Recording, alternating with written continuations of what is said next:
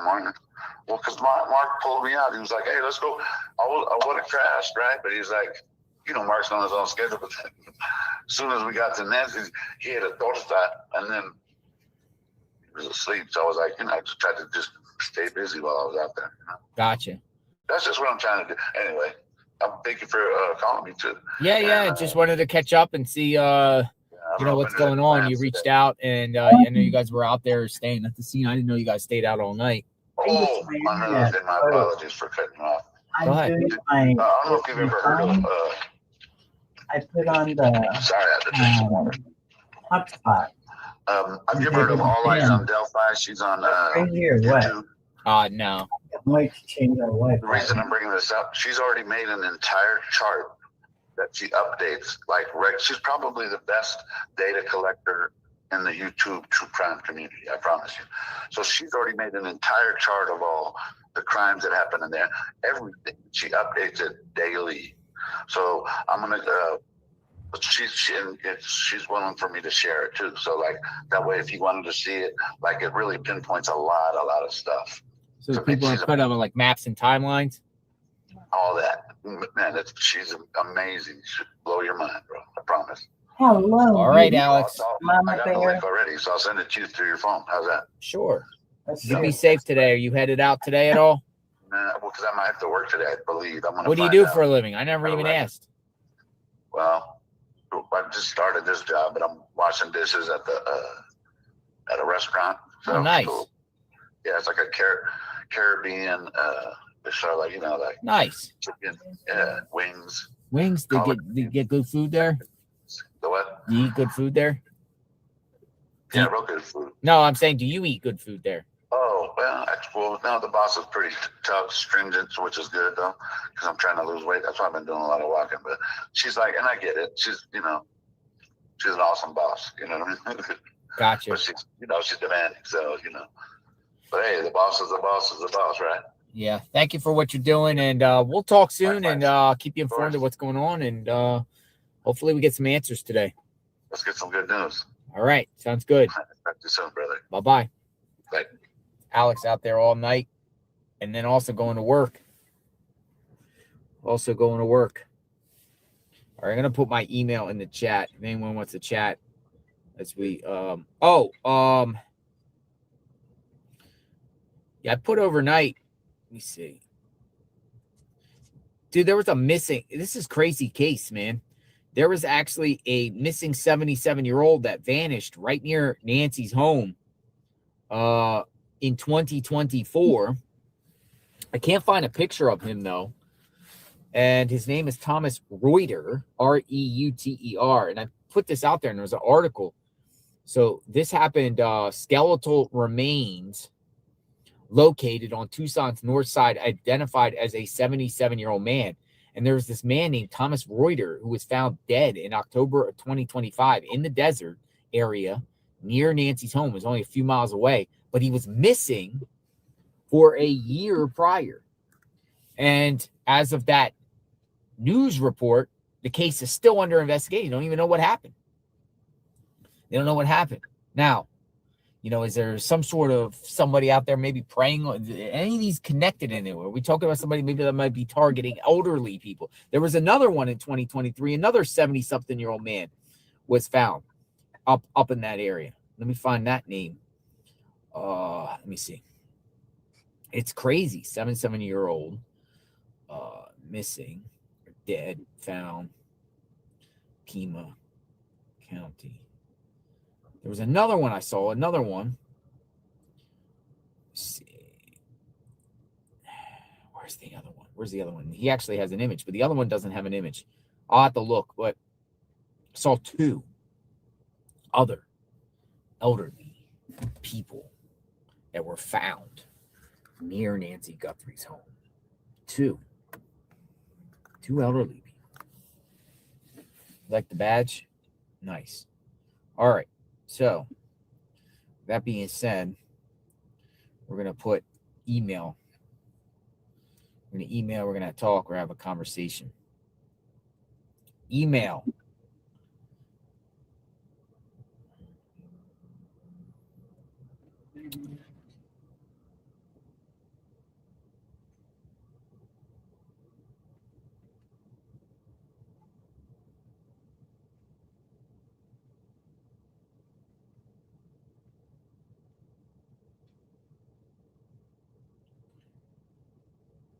Nancy Guthrie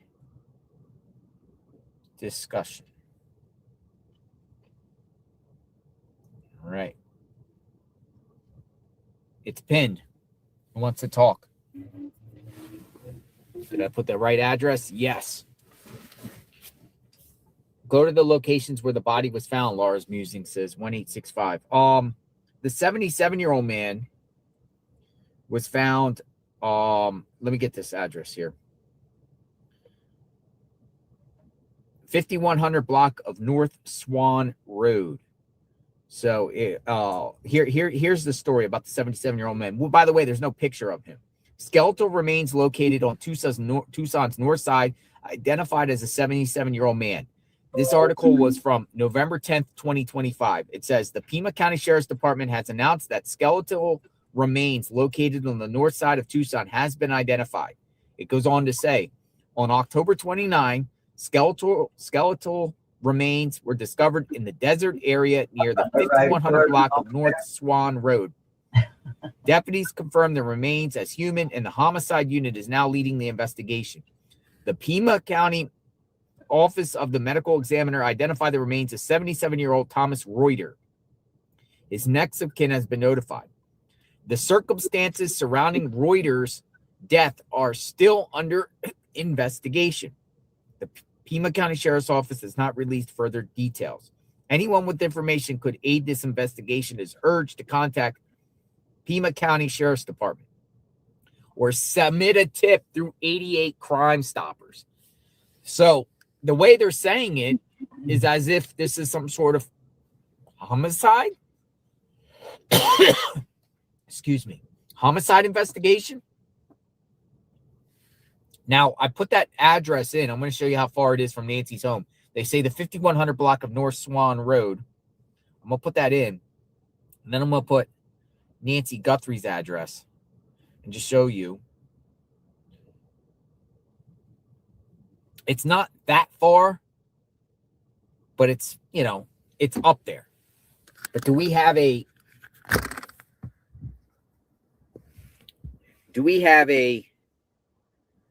that's Nancy. This is where this 77-year-old was found.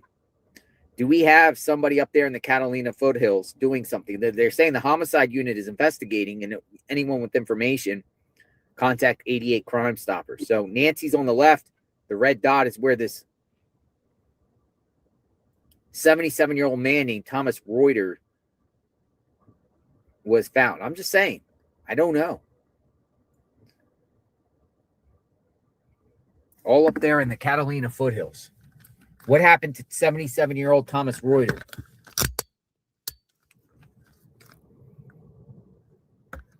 The 5100 block would be an entire block, so I wouldn't even know the actual location. Not far at all from Nancy, but up in the Catalina foothills. Now, there was another 77-year-old, I believe. I think it was 2023. But let me look. There was another man.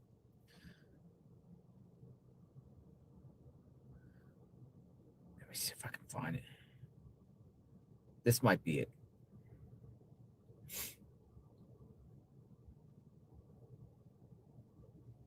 This was another one too, and I found this one here from 2023.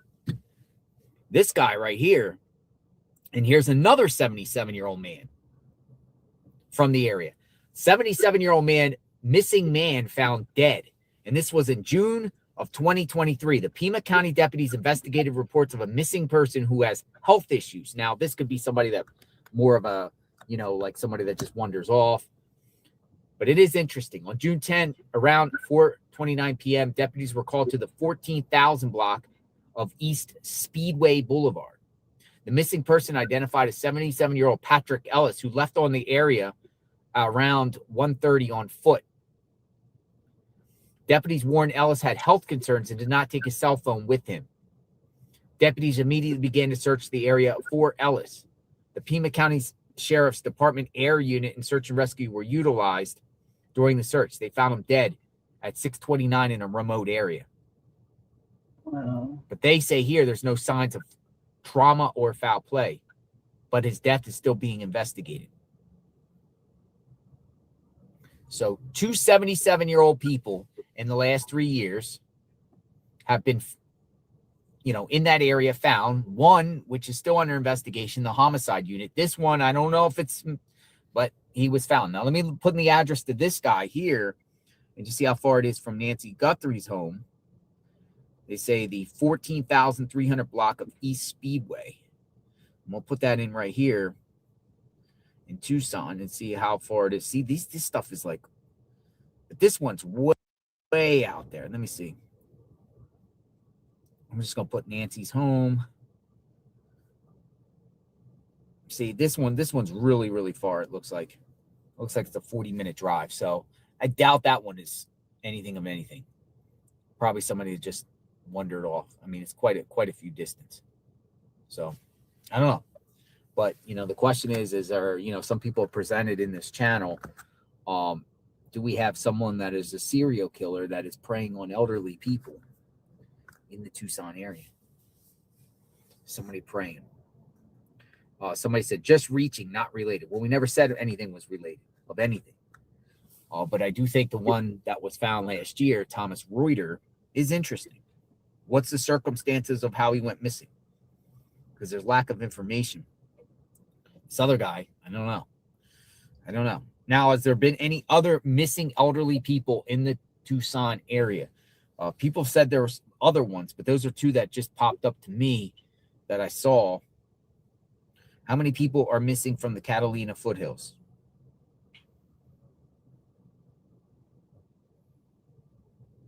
All right, so let's look. Let's take some calls here and see if anyone has anything to say. I want to talk. Just say I want to talk.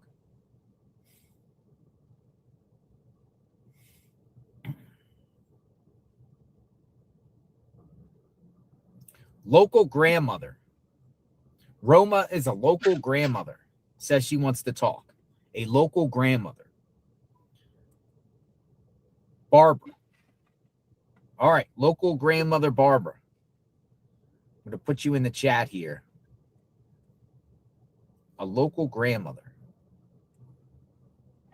You're going to get a number from 202, local grandmother.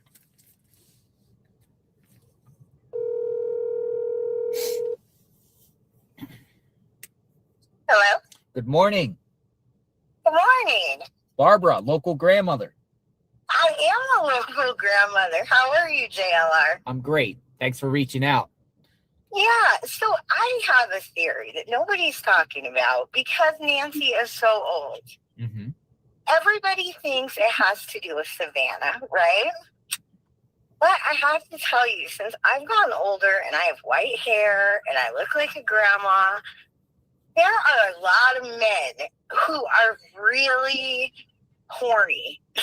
Whoa. I don't know of another word. But I'm just saying, I think people need to look at sex offenders who like older ladies.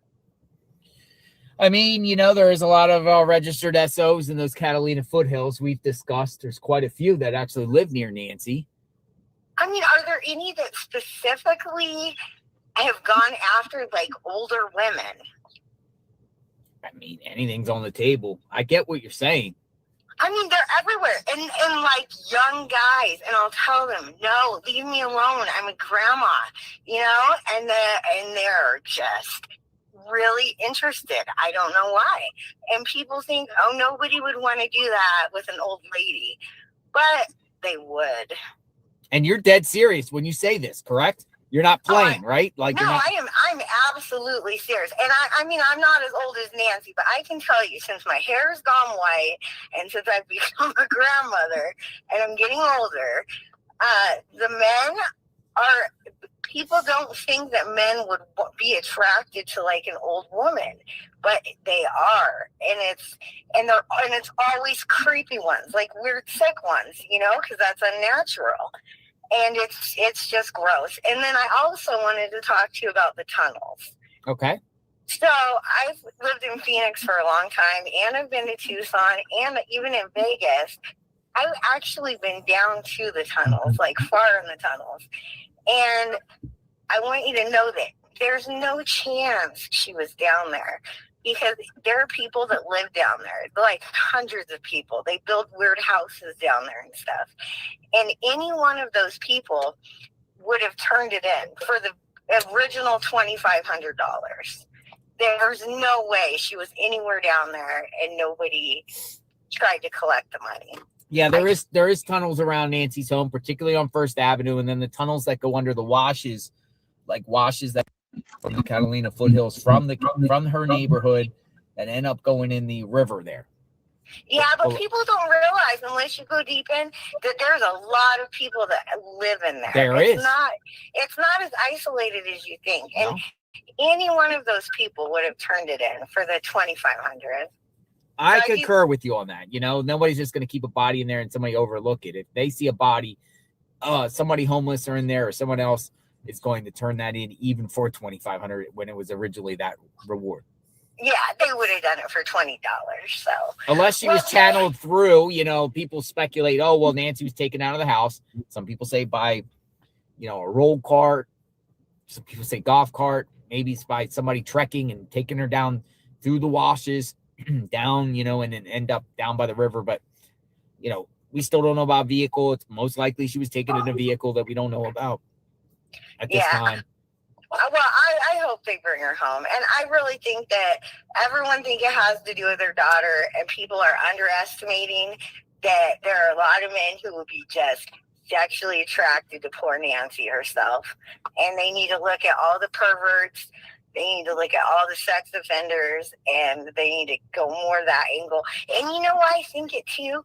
Because if it was like a criminal, he would have told people what he did, right? People tell people.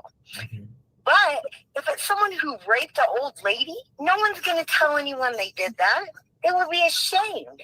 There's a reason no one's talking about what they did. And I just feel like this is sexual nature, and it has nothing to do with Savannah. I think it's about poor Nancy. Well, I appreciate your comments and your speculation. Thanks for calling, Barbara, and you be safe out there. Thanks, Joe. Thank you. You tell those Karens out there, be nice to her. I'll come get them myself. All right. Thank you. You take care. All right. Bye-bye. All right. Be nice out there, or Barbara will come and get you. Let M31N. I think it may be a stalker of Savannah that took Nancy and may have her body with them. That would explain why they haven't recovered her body. A stalker of Savannah. Parasocial. I learned that word yesterday by Dr. Q. Parasocial, a stalker of Savannah. But yeah, here are some of the people's theories and speculations. Quite a few. Few. All right, Chrissy, this is from yesterday, right? Chrissy says, I would like to talk about Derek and why I think Tommaso isn't really cleared. It's a theory no one really talked about. And you reached out, Chrissy, from yesterday, and I said I was going to get you today, and I'm going to get you right now. So Chrissy's going to come up. He's going to talk about the guy that called Tommaso and Annie with the Bitcoin. Derek Kalela, who we talked to, the guy in the band from Los Angeles area. Chrissy has something to say about that. Disney. You're up. Welcome aboard, Chrissy. Thanks for reaching back, too.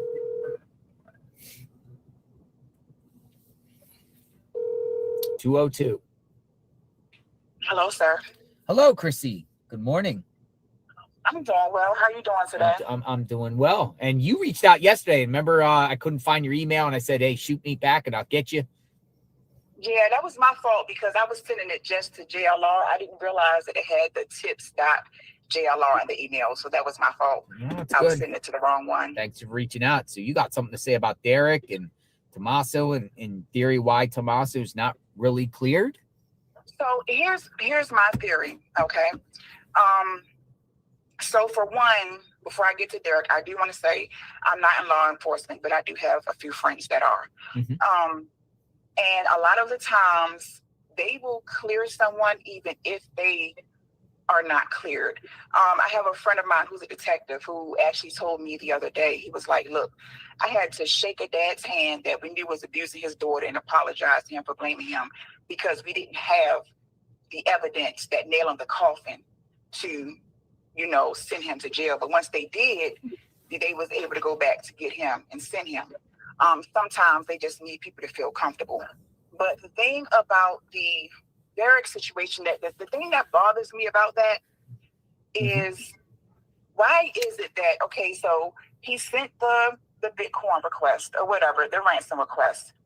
And the thing that bothers me about that is, if you are saying you did that as a hoax, why would you, and this is not speculation, it's in the court documents, why would you send a text to Annie and Tommaso asking them if they received the Bitcoin yet and you're waiting on your end for the transaction?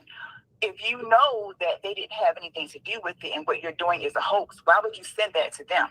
You're kind of right there. I get what you're saying. I mean, and I think some people in the chat are too. I get what you're saying here. Like, he wanted his cut. I don't know, but it's just odd to me, because if it was me that is sending something that, if I didn't have anything to do with it and I'm sending out a hoax email trying to benefit off of the tragedy, I wouldn't send it to the family when they're the ones that's supposed to be sending the Bitcoin, asking them, did they get it yet? Mm-hmm. And that I'm waiting for the transaction. Something about that is just I can't find that spot. Yes, from yesterday, another Susie. thing I'm too, of still course, like you said earlier, he was in a band too. There's plenty of him Hi, and Tommaso Jay. could have crossed paths. Another thing that doesn't sit right with me is, I feel like the timeline maybe is not right. Okay. And it takes me back to that 911 call. Now, I didn't hear the actual call, but I have full trust in Nancy Grace. And Nancy Grace, she put the dispatcher call up on her channel. And at 2:01 a.m., a lady called in about a woman screaming, hands out the windows, and the car had no license plate. And that kind of sits with me too, because at 2 o'clock is when her pacemaker actually did the spike. What if her pacemaker was spiking then because trying to reach out for help? You see what I'm saying? Well, let me just butt in on that for a second. Okay. Are you sure it was at 2 or just after midnight? And are we talking about the blue Malibu with the woman screaming and the person with black going up Oracle? Is that what you're talking about? That guy? I don't remember the name. I don't remember the color of the car. Now, I don't remember the color of it. I just remember what they said. I remember it said it was 2:01 a.m. when the call came in, but the pacemaker was supposedly had spiked at 2 a.m. Because there was an incident earlier that evening with an incident down on Oracle with a blue Malibu, but the sheriff has came out last week, I believe, last Wednesday, and said it's not related. Okay, so I didn't see that. So thank you for. But unless you're talking about another incident that I'm not aware of. This is the one that I saw on Nancy Grace. Like I said, I don't know what the color of the car was. I forgot what she said. I just do remember there was no license plate on the car, and she said a lady had her hand out, and the window was down, and she was screaming out for help. Gotcha. Yeah, that's so. I don't remember what make and model of the car was. Another thing I do want to say in my theory is, what if the what do you call it? You know how a lot of people say, well, why didn't they pick her up? Why did she get an Uber there? Why didn't they pick her up? And part of me was wondering is, what if that was like a plausible deniability? Like, what if that is to be able to say, and I'm not really saying Annie, I don't really think Annie planned anything. I really do feel like Tommaso has something to do with it. But I feel like Annie maybe knows something because she's his wife and you just have them gut feelings. But what if, in my opinion, what if that's plausible deniability, having her get the Uber there so it's not placing you in the home beforehand for anyone to be able to get in, or anyone for the doors being unlocked and things like that. That's just another theory that I had. That's called plausible deniability. Yes. It's a term I heard before. I really don't know much about it. Plausible deniability. So that was just, like I said, that was just another theory I had. It's just a lot of things that doesn't make sense to me. The too many garage time, it's just a lot of things that doesn't make sense. I feel like the man on the porch, I feel like he was a decoy. I really don't feel like he was trying to get in the house that night, because if that picture is to be true of the other one that was supposed to be on a different day, then they would have known cameras was there. So they would have came prepared for that. I really feel like that. And remember, his book bag was already stopped. What if he had already gotten the other cameras and that was what was in the book bag?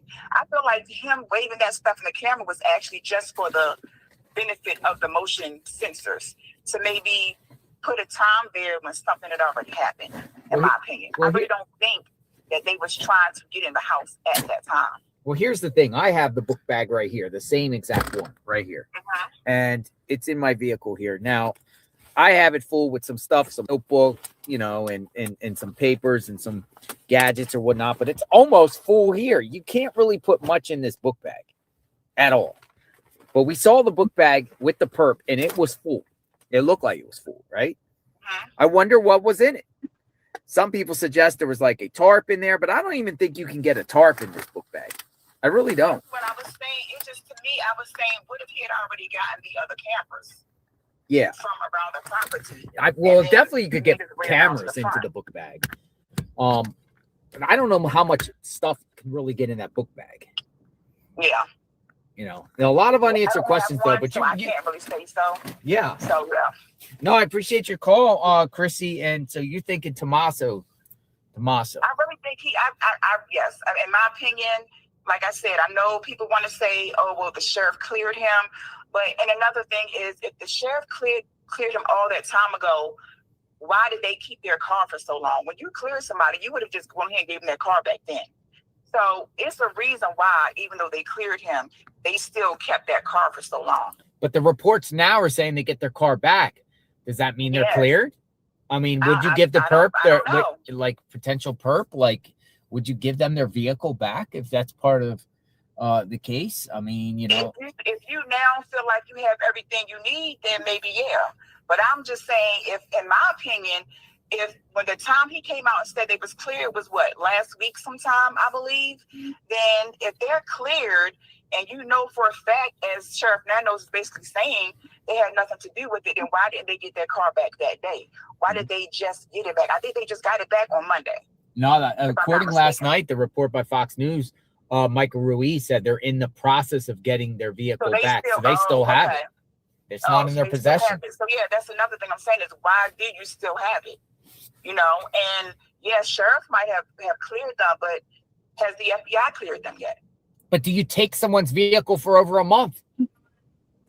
If you don't suspect something. That's what I mean. Like, just somebody that's not a suspect. Do they have the right to? Do you just volunteer and say you can have my car for a month? Like, people need their vehicles. So. People need the vehicles to go around.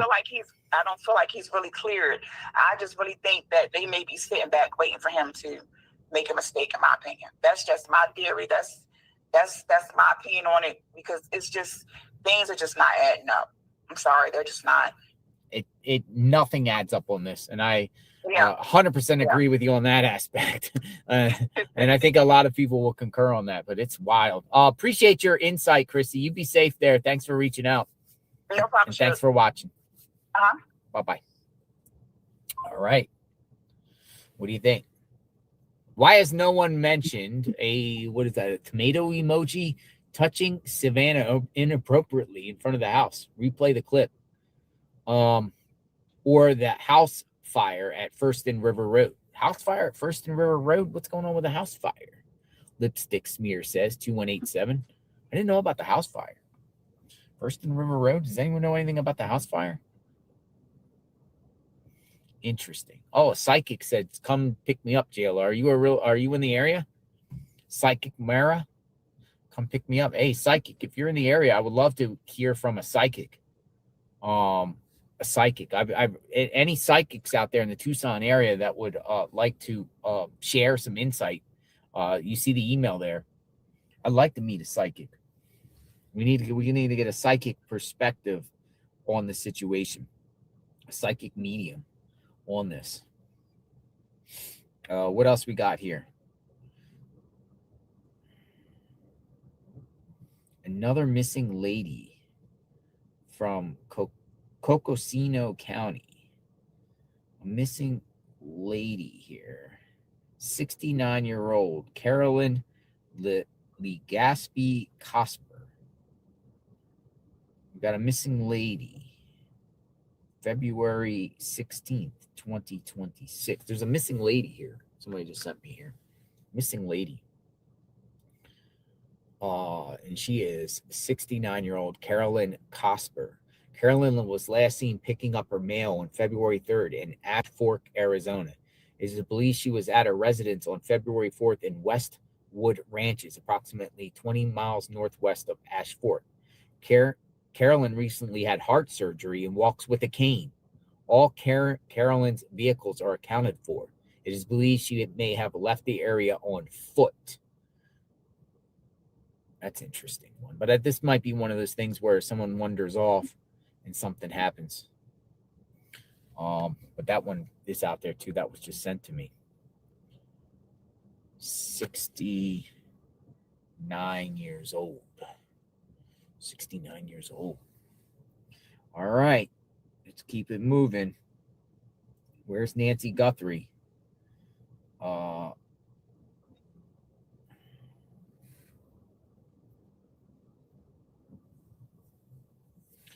All right, someone here, a person, we'll just call a person, wants to talk, but do not use your name. All right. So, person that does not want me to use your name, I'm going to call you and hear you out. A person that does not want to use their name. Person that does not want to use their name. Hello. Hello, JLR. Hello, person that does not want me to use your name. What should I call you? Miss Anonymous? Just Anonymous. All right, Miss Anonymous, what you got? I've been watching you for a long time on YouTube, and I've really got involved in this case with Nancy Guthrie because all of us have mothers, and we would hate to see our mother have something like that happen to them and never know, where she is. I mean, that's horrible. She's lived her whole life, and to have that happen at, your end of golden years. But anyway, I don't know if I can repeat all this on the air. I don't know if you want to mute it or you just want me to say it out loud because I guess it's already on the internet. Go ahead. There's a guy called Sleuth, Sluth, Intuition. Uh-huh. I don't know if you've seen him. I have not. No. Okay. Oh my God, he's a YouTuber. The second thing is he did a YouTube video last night, and I just stayed up all night long because I sent this to you 5 in the morning because I wasn't watching it. So anyway, he's done a lot of investigation. So I'm gonna put some information out there from there, and then everybody can look it up. So I'm not defaming anybody. I'm not slandering anybody. I'm not accusing anybody of anything. But this is so interesting. You will be shocked when I tell you this. So you got to look at this video. I sent you the link. So, Luke. Okay, Luke. If you notice, he did his interview. He had facial hair in the car at Culver's, and now all that facial hair is gone. He's totally shaved. Yes. Okay, so the blue car that was in his driveway that you mentioned that was tarped. Yes. If you notice on his hand in the interview from this Sleuth Intuition YouTuber, he has a swollen right hand, big swollen right hand. So did he get hurt in the wreck in that car that was tarped in his driveway? And did the FBI or the SWAT team pick up that car? I think you said just a regular towing truck picked it up for insurance, but oh my God, it should have been picked up because that kind of correlates with that car that was in the morning with the girl in there. Couldn't have been Nancy, but it could have been somebody in there with him, and he had a wreck and got hurt. You notice in the video at the ring camera, that hand is really big, even though he's double gloved on the right side, and he also kind of limping around. And so the sleuth guy has the picture behind the scenes when he did the interview, and you can see where his hand is really swollen. Mm-hmm. Okay. So anyway, guess who Kayla Day is married to a guy named William. I William? don't know his last name, but William was sent to prison in 2015 or 16 for trafficking Mexicans across the U.S. border. Interesting. And he caused a wreck that killed an 80-year-old lady. So he's been in jail. I assume he's out now. But I saw that. I saw that. Kayla Day's spouse went to prison for that. Okay. I saw that floating around. So this is where it really gets shocking. I'm just like nervous talking about it. So Derek Kalala, Mm-hmm. this sleuth intuition pulled up his Facebook. So he, on his Facebook, is a Satanist. He's got all kind of Satan stuff on there and honor to Satan. He screenshot everything and kept copies of it in case it got deleted. But anyway, so on the Facebook page, he is in touch with a guy named Mojito. Mojito is a DJ who helped organize a fetish satanic ball, BALL, in Tucson on February the 7th. Interesting. So it gets worse. Listen to this, Jay, I'm shaking. He showed pictures of, guess who was out there at the scenes filming? Who? You know, the people in black. Say who? The lady that was half naked and the guy Oh, really? that was filming out there. Oh, you're They talking were at about that- the photo shoot people that were out there at the house the other day. They were there? They were there at that satanic fetish ball February the 7th. You got pics? No, he does. Interesting. So the deal is, and this is my thing, and I hate to even say this. Her name I is had law Kiki, by the way. One of her name, I think her name is Kiki. He has screenshots of that fetish ball because there's all kind of pictures of people dressed in chains, hanging themselves from hooks, Mm-hmm. and all kind of stuff. He has a picture of him and her, and then he shows, where here they are in front of Nancy's house, taking pictures, whatever. He says, I hope this isn't a movie that they're ending the scene and they know what happened. Did they get Nancy for satanic purposes? It's wild. Derek Kalala, when Derek Kalala got arrested, we immediately did a live on the channel. We reviewed his entire social media pages, including his Instagram. We went down it. We were analyzing. And, yeah, we saw that satanic, dark, edgy, in the music, this network, his people surrounded with him. I didn't know about the connection that you just said with the Tucson DJ, though. And some ball. I didn't know anything about this ball. Yeah, look it up. There was a February the 7th, Mm-hmm. there was a fetish satanic ball, and this Mojito guy is a DJ, and he helped organize it. So this Kalila guy has it on his Facebook with all his other satanic stuff. And so as this sleuth intuition YouTuber has pictures of those two people who were at Nancy's house dressed in black at this ball. That's weird. With other people too. Isn't that Maybe weird? it's just coincidence. I don't know, but it is weird if that's true. I don't think so. So two things I just want to leave you with. Number one is I can't believe having law enforcement in my family and just having critical thinking skills. I happen to be a nurse too. Critical thinking skills. Why was that whole area not locked down? First thing. We've all said that. Great the question. second thing is, okay, think about it. You take your trash to the road. Do you ever go out back to your trash can to see what's in there before they gets picked up? Nope. You have mentioned so many times that I've been watching you the last 3 weeks, you've tracked the waste management trucks. Uh-huh. Okay. So if they did something to her, was she in big black trash bags? I hate to say it. Was she put in a trash can? Is it at a landfill?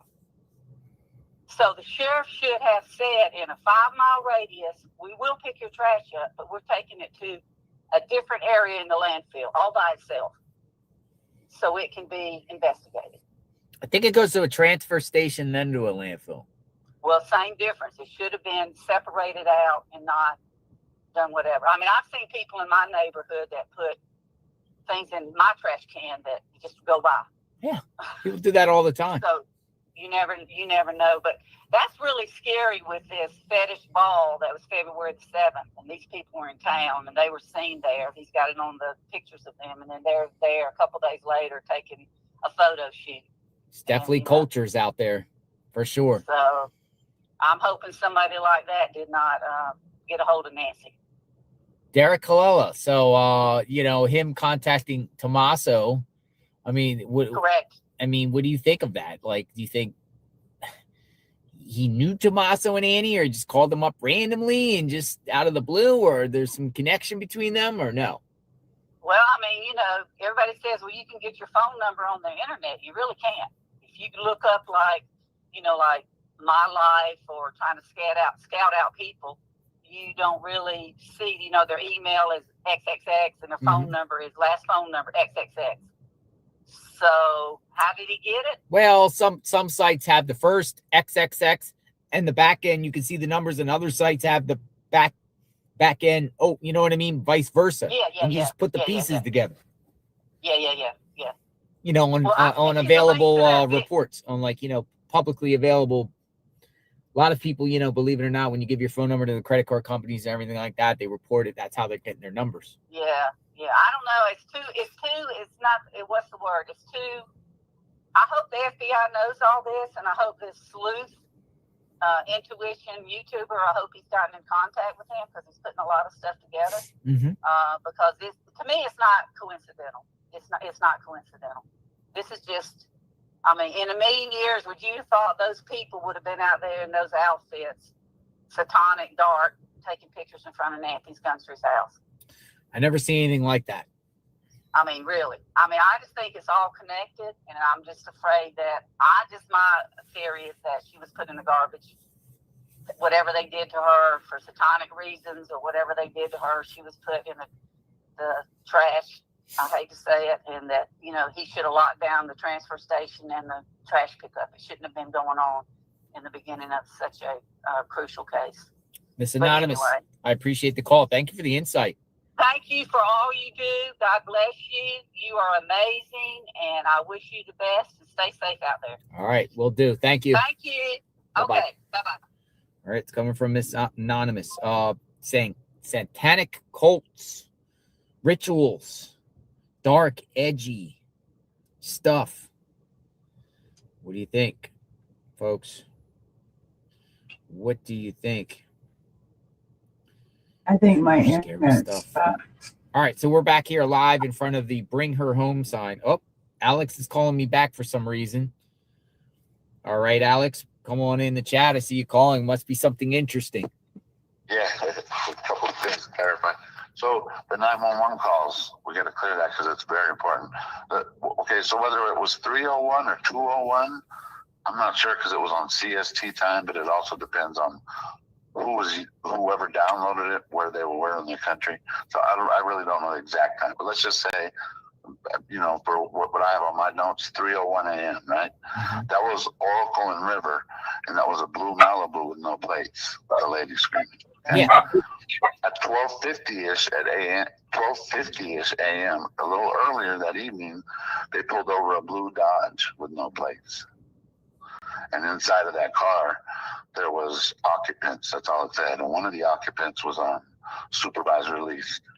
So, he's probably just got out of prison, or has been out of prison for a minute. Federal prison, supervised release. Exactly. So I don't know who that was, but in that vehicle, I don't know whose car it was. I don't know if it was, what's his name? I don't want to say it here. Hey, in Sleuth Intuition, that dude does some amazing investigating, bro. Gotcha. Yeah, he's awesome. And then last thing is, I just remembered the neighbor that I was talking to, what she was telling us, which kind of, I don't know. She says that Nancy was not immobile at all. She still could drive to CVS, park in the handicap parking spot, and walk in. She didn't have any caregiver at the house, so in other words, she could cook food. And it's a big house, but she was able to. Anyway, that meant, when she said that, it was kind of strange. And she also said that everybody in the neighborhood knew her for decades. Everybody. So What do you think about the last call about Derek I love it. Kalala and the Bitcoin That and was his strange. connection to this satanic What ritual if- what if- DJ event? What if Kiki put a curse on me, man? I mean, Kiki came out there and pretty much said that she's out there starting a true crime channel. I don't know what she told me off, remember? But it just wasn't on tape. Remember? You didn't know that? No one was. No, Yeah, I she didn't. didn't know. I didn't see. No. I don't want to repeat it, but anyway, she was very strange. But the dude she was with was cool. Mimi has a comment here. It says, in my opinion, the texts with between Derek Kalala and Tommaso were suspicious. No mention of Nancy and not a That mention was of where weird. to send the Bitcoin.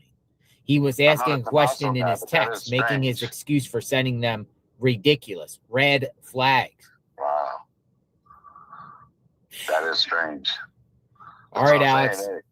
Yeah, anyway, I just wanted to throw that out there. I appreciate it. All right, thank you. Take care. Yes, sir. Have a good one. You too. All right, somebody's sending me some information here. Let's see what we got. We'll keep the conversation going.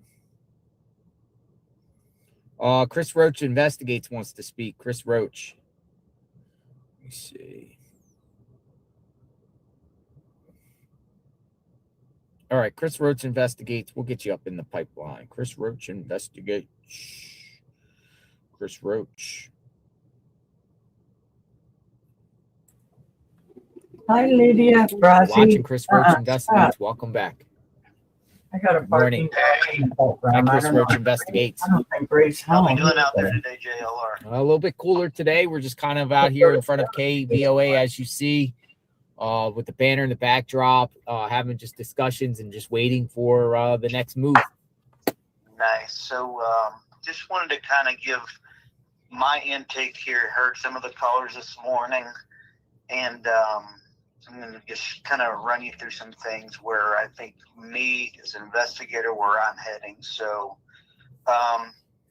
first off, let's go through. I did learn yesterday that the Pima County Sheriff's Department, this is pretty wild, and this is probably a lot of the reasons why everybody feels like they're going in circles, right? Mm-hmm. I have 169 officers on the Pima County Sheriff's Department. 101 of those officers have less than 10 months of on-the-job experience. That means they just came out of the academy, fresh, brand new, really don't know much about it. Probably a lot of them probably weren't even, really going to college or anything like that. So, that's first off. The sheriff, he's not the best. I've seen so many interviews of people actually working at the department now, and this all seems to make sense. So a lot of the people that currently work under his administration, they're just scratching their heads because they personally know him. And they're saying this sheriff, he shouldn't have been out in front of the cameras because he's just not a PR person. Mm-hmm. That department actually has people employed, and why he came out and said the stupidest things that he did, like why he said they were there the night before and then he backtracked. It's because he's just not a PR person. He's just not the guy for the job, right? So this all kind of makes sense to me why it's been such a clusterfuck, right? Mm-hmm. We have the inexperience from the Pima County Sheriff's Department. We have the sheriff that's gave out just bad information, just like the same thing he gave out bad information about those cars. This is so silly. It's so easy as an investigator to pick this up.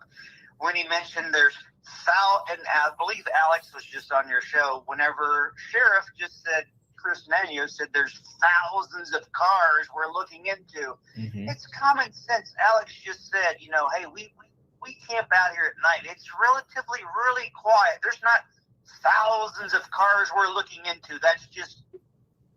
It's terrible PR. It's just, he's nervous. He's on national television. He's got this microscope over him. The guy's just nervous. He's saying shit that he really doesn't really mean. So let's just get that on the table for one. Yeah.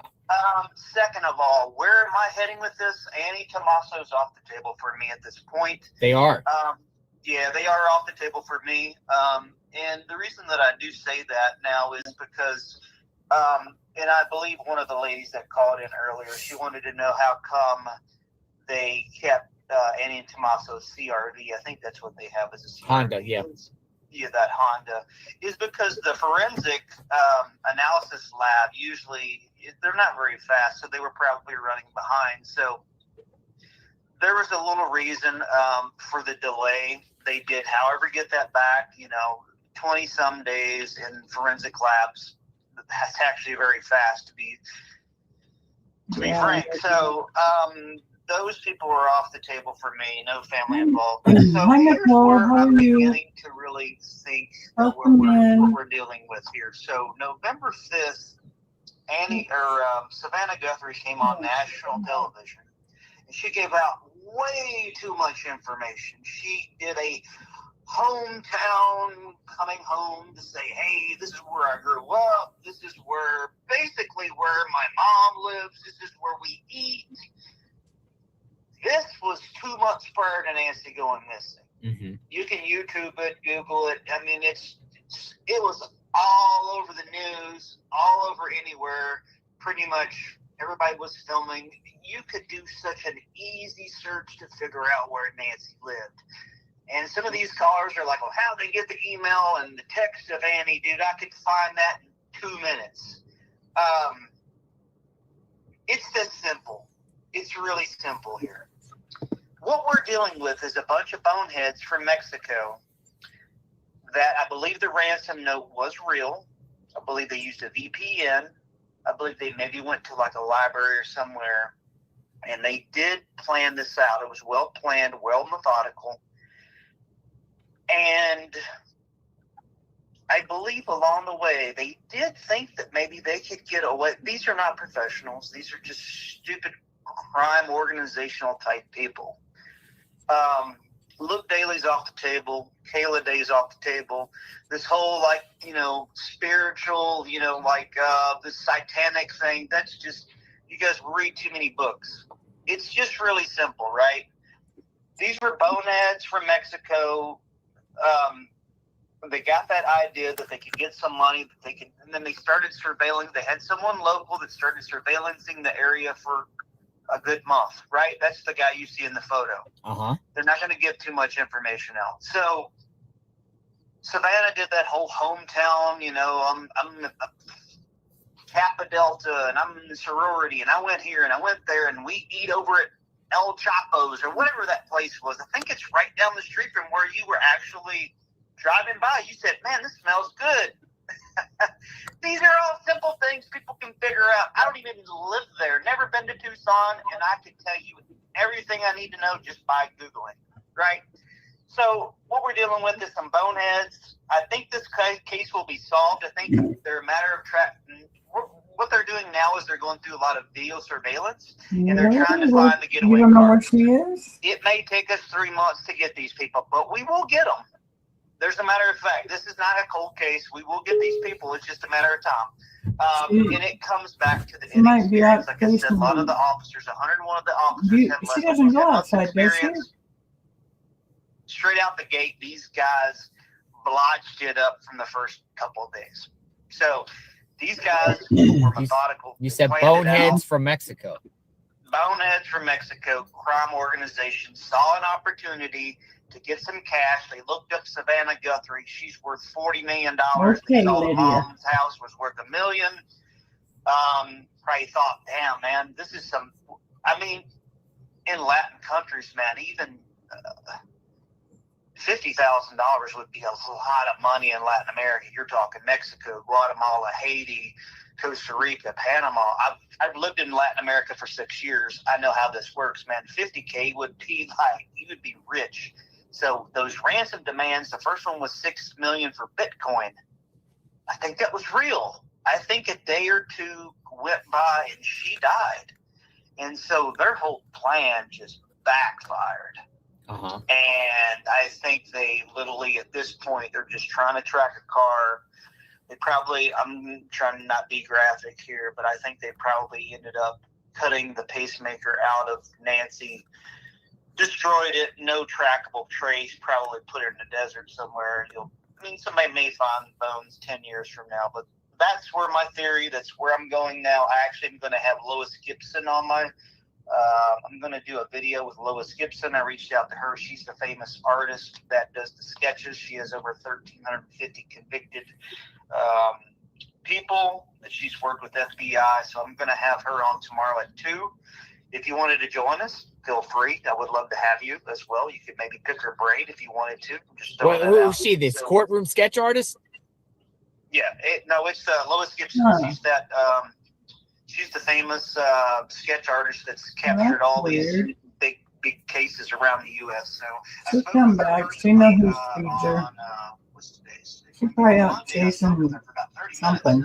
And we Who both knows? basically had the same theory, and it was weird. I was like, kind of picking her brain. I'm Hopefully like, she'll do she's like, that. "Well, Chris, what's your theory?" And I gave it. She's like, "Oh my God!" She's like, "That's what I think too." And I'm like, "That's so random." So Maybe if you she's wanted under to the join us, barn. you can come on and you can listen to her as well. So just throwing it out there. You may be busy, but that's my 2 cents for right now. Yeah, we just got a comment by the Ash Bright saying there's Michael Ruiz posted new activity at Nancy's. However, I'm looking at Michael Ruiz's Twitter account, and there's nothing going on at Nancy's. No, but I appreciate that, Chris. We'll see if it ends up being boneheads from Mexico. I mean, I really do. I think that's what it comes down to. I mean, everybody's got all these crazy theories, that there's some sex predator wanting to have sex with Nancy, in the neighborhood. And just we had an individual last night, Dr. Q, and I'm liking his theory here. Parasocial psychopath type person that's just fixated on Savannah and just did the research on Savannah and gets every single clip of Savannah and becomes eerily obsessed with Savannah and then just takes it out on the mom. Reason being, I first definitely open-minded to everything and everything like that, with all these characters and players in this mix, from Tommaso to Annie to Luke to Carlos and all these people. But, I'm not even leaning towards Tommaso anymore at all personally. But I don't know, Chris. I don't know, but I'm open-minded to everything until we get some sort of direction here. Yeah, I mean, that's definitely a plausible theory there. I think Wow, she's probably hiding. Would probably move so up she to my doesn't get second wet. theory Cats would be don't that like as well you. with Dr. Q's theory. I don't think it's really as complicated might as be we under really something. think it is. I know we like to think that way, but Well, see, here's the reason why I say, and I go back to Moscow, Idaho with the Idaho 4. Like, no one had Brian Kohlberger on the bingo card. Just this dude, this criminology stranger dude that just did this and, tried to commit the perfect crime. And he almost did if it wasn't with the knife sheath left behind. I think it would have been a harder thing to do. But though he wasn't necessarily that smart because of the white Honda Elantra zigzagging through the neighborhoods and everything, even though he turned his phone off. But, many people at the time throwing out names, Greek fraternity people and friends and the inner circle and roommates, and it ended up being just a complete psycho that had really no connection to any of them whatsoever and just was doing it more or less probably out of the throll. So it makes me think, like, we got a situation like similar to that, just some sort of person here that really like is not on anyone's bingo card. We just don't know.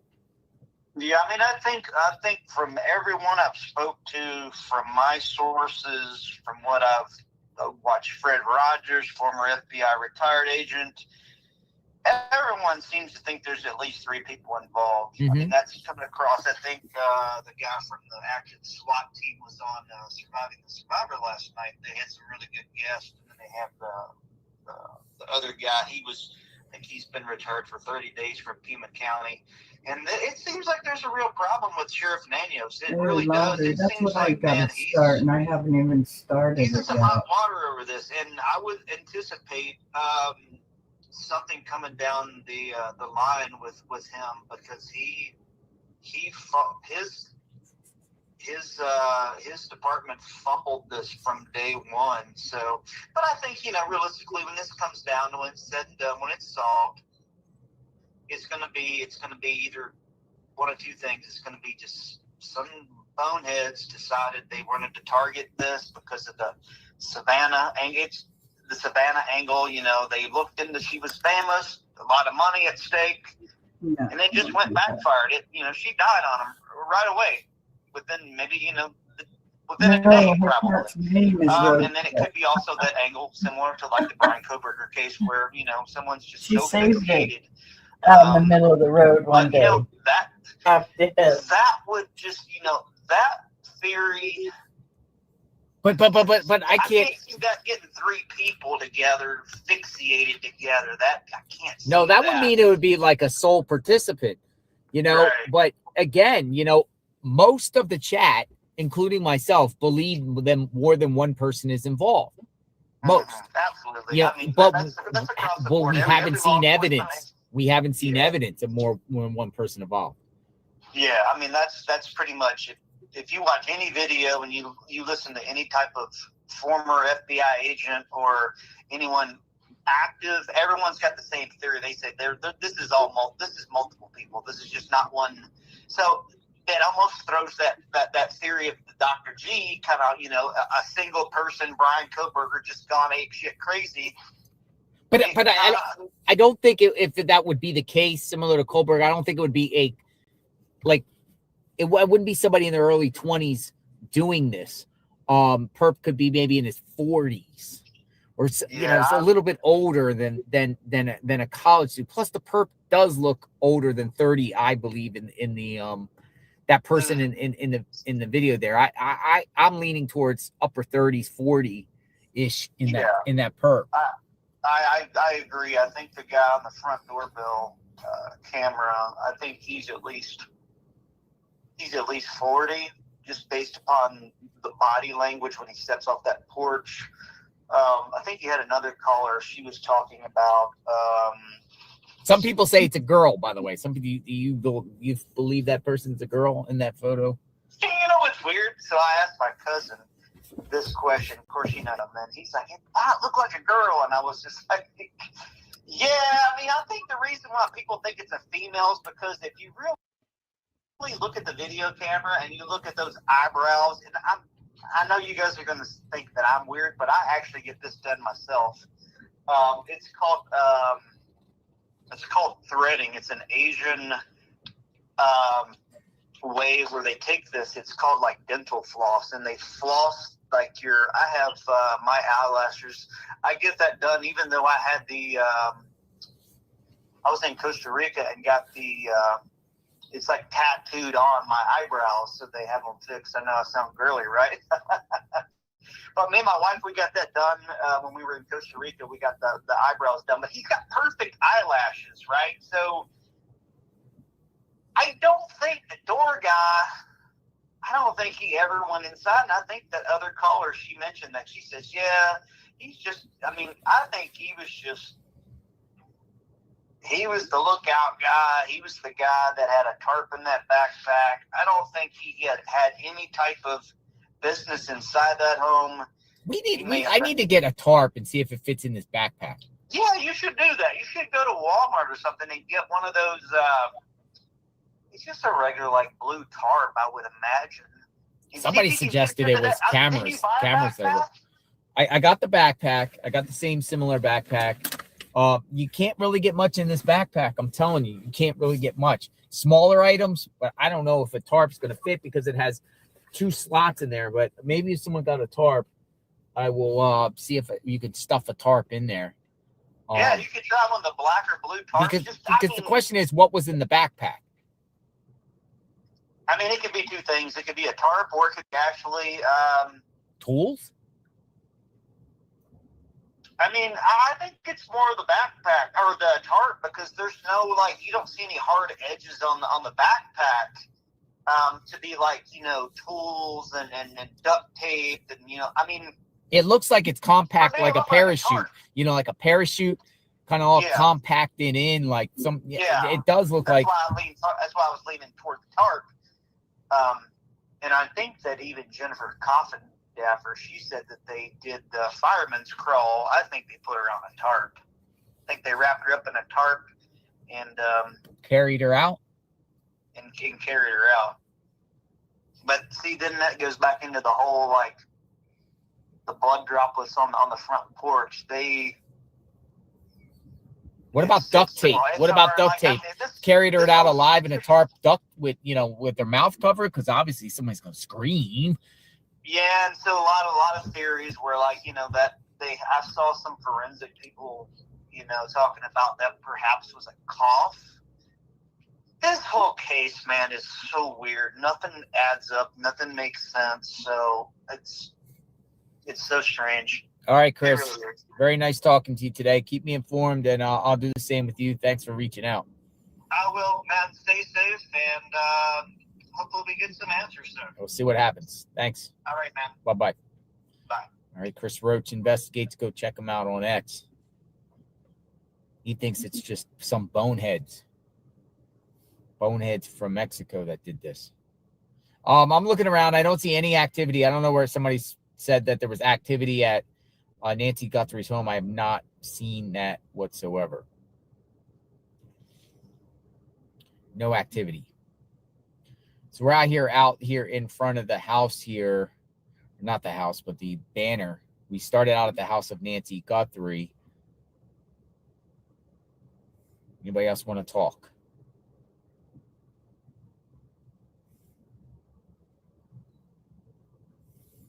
Hey, Nancy. Mike says there's Summer Wells similarities to this. Summer Wells case similarities from Mike. Summer Wells went missing June 15, 2021. Rogersville, Tennessee, just vanished. He thinks there's Summer Wells similarities. You're coming on in, Mike. It looks like you're from Tennessee. Summer Wells similarities. Let's hear what he has to say about Summer Wells similarities. 202 number coming in. Hello. Hi, Mike. JLR, thank you for the call. Thank you for reaching out. You're from Tennessee. Yes, sir. You're from Tennessee. Summer Yes, Wells. sir. Actually, we were the persons. I'm the only person now that sent you way back the East Tennessee Watch Party. We had a group over, so we've been following the case very intimately. And yes, I'm very familiar with the Summer Wells case, and it piqued my interest, the similarities. And I wanted to kind of throw it out there. I know some people that was involved with that investigation. Summer Wells. Yes. Okay, go for it. Which, by the way, is still unsolved. Correct. So the information that I've received, and I've heard over the past few years about that case, obviously the mother and the father was deeply embedded in it. A lot of people thought, the sheriff was on the hook for a lot of criticism. He had a son I'm sure that was all jacked up. So the guy that I spoke with was a deputy on the case, and he told me so many similarities with this case that if I could get in touch with you guys, maybe it's a theory out there. He and I and my watch party are not steering away from, I call him Tomato, sorry, Tommaso and Amy. I think he's the mastermind. I think he's got 8 or 10 people involved in this. Very similar to the Summer Wells case. There's so many people around here, and we live in Hawkins County, and I think you were up this way during that case. Correct. That believe there's multiple people involved. It could have been drug related. It could have been sex trafficking. I don't even like going there in my head. I think it's sick. But we're talking about an 84-year-old lady. All the most common things have been mentioned with, who would take an 84-year-old lady, this, that, and the other. The bottom line for us in East Tennessee, and with the deputy I spoke to, and with his familiarity with the Summer Wells case, he believes it's got to be family oriented. He believes it's got to be someone with intimate knowledge of the home. That was very comfortable inside the home. They knew escape routes from the home, and the life insurance and the will obviously is going to go to the family, which is why he also believes that, and I do too, but that Amy is also involved. So I would just like to get your thoughts on our theory. I hate to even bring up the Summer Wells case, but it's so eerily similar. Missing, the only difference is at least when she went missing, there was updates frequent. They're giving us nothing. So we're kind of just all throwing out theories and guessing. I know you have mentioned that you're leaning away from Tommaso. I would like to get your thought on why you are leaning against him if you have time. But yeah, I appreciate you taking the call. I just wanted to give you some insights that I'd found out from the sheriff who actually worked the Summer Wells case, and he was giving me some. Well, I covering these cases and hearing when a sheriff puts their neck, or a law enforcement, whoever's leading the investigation, puts their neck on the line and says this person has been cleared, I want to believe it. And usually the cases, doing this for me, I've been doing this for 10 years. You tend to believe them, and it ends up being true. They are cleared. They are cleared. When they put their neck out and say they've been cleared, I want to believe it. Correct. That's number one. Well, number two, Savannah, even in some of her, Instagram posts that Savannah makes, she's definitely aligning with Annie. She's referencing Annie. She's side by side with Annie. So it seems like she believes Annie, right? Which spouse of Tommaso, and then the situation we saw the other day with all of them coming out together. Correct. Down there makes me feel like the family's in a unified front. And, Savannah is supporting Annie and Tommaso through this. And unless it's just all an act, unless she's just in denial, but I tend to believe at this point that they are not involved. But there is some weird stuff that's been happening around their home. Yes, makes me wonder, also, is Annie and Tommaso actually a victim in this case? And this whole motive is something to do with their lifestyle and something on their end, and someone targeted them and took it out on Nancy. I'm definitely open-minded to that. Correct. My dude has been watching your whole, right from the jump. We've been with you, and he was on his way over with the notes, and I had hoped to have my notepad so I didn't miss out on anything and me jumping around. But one of the things he mentioned too was the night light and we're going back weeks, right? So we've been with you from the jump. We saw everything. You saw everything. But the night light at Tommaso's that evening, and then one day they searched the whole neighborhood, asking neighbors about cars, this, that, and the other. There was a reason that tips, whatever, that led them to there to go and check. Whether it was for blood or for whatever. And there's also reasons that the deputies and the feds walked around the neighborhood basically the whole day. And when the sheriff says cleared, we've learned in East Tennessee that does not mean anything. Right? And I've heard you talk about Lawson. Ronnie Lawson, yes. Correct. Nanos and Lawson, very, very similar in my opinion. I think, I don't want to call out anything on national coverage here, but I'm just trying to put out our theory and our thoughts and kind of let you know where this side of the country stands, at least in East Tennessee. And also just with my friend that had worked a little bit with the poor little girl Summer Wells case. Just thought we would throw out some similarities, and those similarities are eerie. I'll be honest. I'll give you my opinion, and I stand 99.9%, with this statement here. I almost 100% believe that Don Wells is responsible for what happened to his daughter Summer Wells on numerous levels. Don Wells and the people around Don Wells is protecting him. Right. For what he did. Now, Don Wells has also went on camera and gave interviews.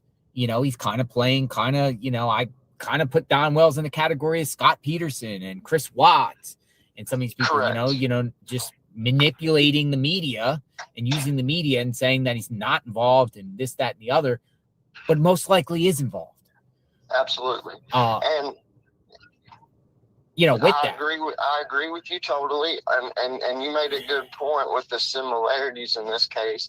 We believe that there's multiple people involved in this. Mm-hmm.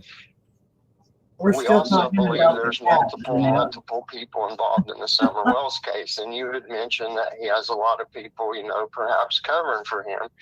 Well, I only think two people are covering for him: the grandma Grandis and Candace Wells. That's the only one. I don't believe there's multiple people involved with Don Wells. Don Wells was under investigation by Child Protective Services, DCF, whatever you call them out there, and they've made multiple visits at his house prior. He's, I believe that he's done some very egregious things with his daughter, and he's being investigated for, and he had to dispose of the body. Correct. And I couldn't agree with you more. The only reason I say multiple is relative, right? Like it could be 4, 5, 6. There are some cousins and things that was interviewed. Uncles, aunts, whatever have you. But with this case, again, you're right in a sense. Somebody could be cleared and end up not being cleared, new information, or it could just, people said, the sheriffs can say whatever they want to us. They can lie to the public. I mean, they can say things. We can't legally lie to law enforcement upon questioning, because you could be charged, but they can legally lie to the world if they want to. I mean, it would be a credibility, shot. Nanos put his neck on the line. I want to believe Nanos. But there has been a lot of law enforcement activity around Annie and Tommaso's home. We saw the, photographs and the pictures and the ICAC, and we seen the celebrate people at their home, but maybe that was just to rule them out. Maybe that was just to fully rule them out, because they just don't know, because at the same time, all the feds and all the, in that neighborhood, they were also in the neighborhoods of Nancy, all the escape routes, going door to door too. Absolutely. And I'm open-minded. I'm kind of piggybacking off of my deputy friend here, but there's so many different ways this could go. I mean, I really feel that it's money motivated. I really feel it's multiple people, and the people that got pulled over and detained and raided, who's to say they're out of the woods? I mean, it's the same thing. You said that they're allowed to lie to us. I think if I was in law enforcement, and by the way, I would like to be in stance with you, and I am in stance with you. We should be able to trust our sheriffs and our local law enforcement. I think the whole JL Army agrees with that. With that said, I know 100% fact from my guy here that works for the Hawkins County Sheriff that we cannot always believe stuff. Now, whether Nanos is in that category, I believe he is.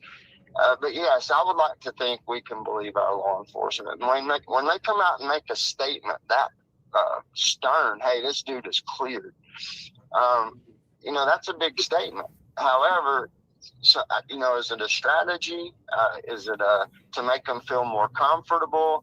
Is Savannah, how awkward can that be if she has any inclination? And it doesn't seem that she does, or like you said, she's putting on a great act. There was a woman that came out to the scene at Nancy's home weeks back, and she said she was in correspondence with someone that is involved with the school that Tommaso speaks at. And she was saying everyone at the school supports Tommaso and stands by Tommaso. I saw your interview the parents support Tommaso. Now, she's like everyone. When I mean, she might be over exaggerating that, but it does seem like, I don't know if he went back to work and school and whatnot, where he works, but like at their house, it's empty at their house. I mean, soon as they were publicly cleared, the security guard outside Tommaso and Annie's home left. There's nobody else there. No media is camped out there anymore. Yeah. But, they were there. They were there at that location. They were all circling around. They were asking surveillance at the nearby businesses on Oracle. my mind is thinking to rule them out, to officially clear them and rule them out. Yeah. Possibly because the sheriff just does not know who did this.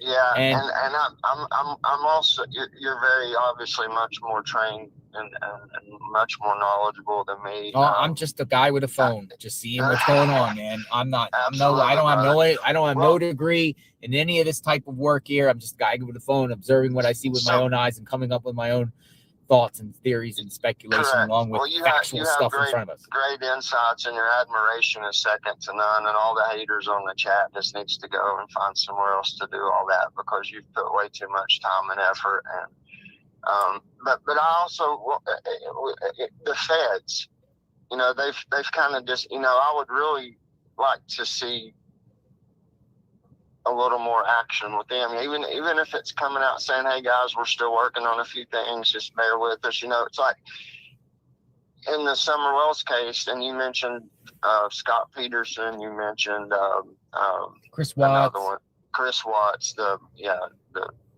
people that talk on camera. Jake Carroll's another one too. So correct. So, and we don't want to get to Drew Peterson. Drew Peterson. Yeah. But the point is, and we've put ourselves in those shoes, God forbid. But I think all of your army would mostly agree that we would be out front and center daily, as much as possible, in front of a camera, doing something. And if Savannah don't want to get swarmed by cameras, at least send someone, a family spokesperson. I mean, it's like this thing is just, it's not going to go away. But that is very similar to what's happened here in East Tennessee. It's everybody just kind of forgot about the case, and here it is, 5-6 years later, and it's still unsolved. And we just didn't want it to go down that road. Poor little Nancy. And it's in East Tennessee, we got a saying, 6 one way, half a dozen the other. If we ask 12 people, there might be 6 think tomatoes involved and 6 that don't. And I like hearing everybody's opinions. Here's the thing with this case: if it remains unsolved for a year or two, there will always be people that believe that Tommaso, Annie, other names, all of Luke, Carlos, Derek Kalala, bandmates. There will always be people until this case is solved that believe that they're involved. Until it gets solved, no matter what. And I hate it for them. And I feel bad for all of them, because they all could be 100% innocent. Correct. And I want to think they're all innocent, but they will always have some people that will be prying around, digging in on them, posting things. Even though this case remains, if it remains unsolved, there will always be people posting on the internet that feel like. I did hear something from my only other person I watch, who is second behind you. We definitely watch you first, and that's not just a gimmick. I mean, you're true boots on the ground. I mean, you go from running off a cliff in Rio Rico almost to picking up a hitchhiker who we thought you was a little crazy for that, but hey, you got the cojones, right? And your boots on the ground. But Brian Enton does a little decent job, and he believes that the case is not going to go cold. I don't know why he said it. I don't think so either. I don't think so. I wanted to get your thoughts on it. So I think it's full blast. I think the perp's going to get caught very, very soon, at any minute. Okay. That's my thinking here. There's too much pressure. They can't allow this to continue. They just can't. Not on this magnitude. Now, there's cases like Summer Wells that have been going on a long time and stuff like that, but Summer Wells has gotten not nearly the attention of this. This has been probably the biggest true crime case in the last 20 years. Literally, I think this is not. There's too much. There's too much. Yes. There's too much forces involved, and they have too many resources. They can figure this out, and money talks. Absolutely. And they can figure this out. I think it's at any time. I don't think this case is going. That's why I'm here. That's literally like, if I felt like this is going nowhere and it's going to drag out for years, I would have been gone. I really do think something's about to happen, and it could happen as right any second. That's my mindset here. Okay, and that reassures me that when I sit around and watch it with my dudes and with my mother and aunt, we're sitting here and we're actually getting somewhere, because that reassures us that, because you would tell everyone, hey, I'm going back home. If anything pops, I'll head back out west, you know, because, but with you and the number 2, Enton, saying it, that's very promising. And yeah, you're correct. It's very sad that Summer Wells, and look, there's like probably 1 million cases across the country that don't get nowhere near this much attention. So I'll tell you a crazy Summer Wells story. Did you ever see the video where that neighbor took me through the woods with his gun? Absolutely. Oh my goodness. I was kind of scared, that guy, just some stranger down there that lives in the back of a holler, you know, that he's shirtless and he has a gun on him. And he's like, yeah, I'll take you back there. And, you know, he had to, you know, I didn't know if he was going to pull the gun on me or what, man. You know, that was pretty scary, you know, just trusting somebody going into the holler with somebody. So I remember that experience. And I watched it vividly, but I watched it after the fact. A little bit about that. I used to not be a YouTube follower up until a couple years ago. So I wasn't there with you intimately from the jump like we have been here. But after the fact, I go back and watch it, and all your coverage was second to none. And I do remember exactly. And you got to be careful down in Hawkins County. We're about 30 minutes. So you probably heard Kingsport, the Tri-Cities. Yep. So we're a little more city, not as much country, but all my family lives there, and you can get moonshine, you can get shot. You don't know what you're going to get. I know that people, there's very territorial over their properties, you know, and, you know, people got guns. You know what? I will say with this particular case, there, again, the 2 ladies that came up to me and said they knew who did Nancy. They wanted me to come in their van with them. And guess what? I declined. And there's no disrespect if they're watching, but I was kind of scared to get in with these 2 individuals, just get in, you know, into a van and go, you know, wherever they wanted to share some stuff with me and take me. I just didn't feel comfortable doing that. And usually I just go and do things. But these 2 individuals came and said they know who did this. She was distraught. She was crying. You know, I encouraged them to go to the sheriff's office. I didn't go in the car, and they wanted me to go. They wanted me to come in and take me. Yeah, and you seem to have a real good judge of character. You kind of know, you got a good feel, I guess is a good way to put it. But all right, I gotta let you go though. Yes, sir. Thanks for taking the time to talk. I just thought I'd bring up the Summer Wells case also, just to kind of maybe reignite that a little too. Summer Wells. As we're working on Nancy, because you know the little girl here. I mean, it's just so sad. And then we got an elder lady out west. It's so sad. It's just, you know, why can't we get all this fixed? But Summer Wells, yes. And everyone Google Don Wells. And be prepared. But you keep doing the great work, right, JLR. We're going to get you some more money sent to you. I appreciate No, I don't need anything. I'm good. I know that, but look, you give money to homeless people. You give gift cards to the homeless. I mean, you don't get as much as you deserve. But thank you for taking the call, and hope this gets solved soon. And thanks for staying on the case. Be safe in Tennessee, Mike. Thank you. Yes, sir. Bye. All right, Summer Wells. Yeah, Summer Wells. Sad case. Don and Candace Wells.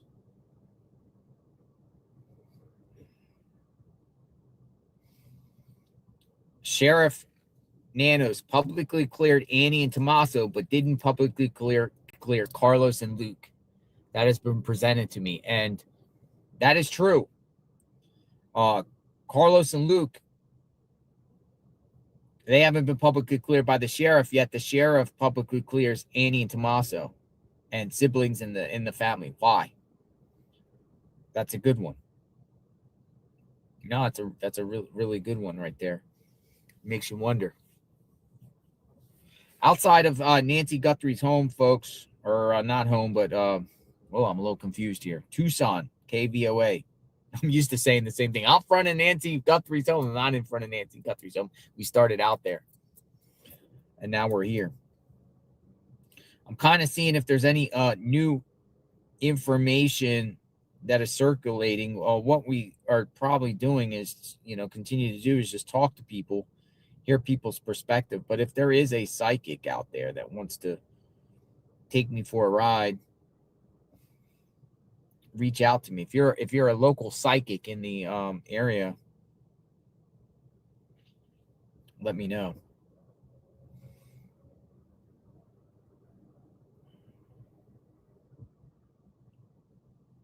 I think I'm gonna get a McGriddle. I'm kind of hungry here. Let me see. Where are we at?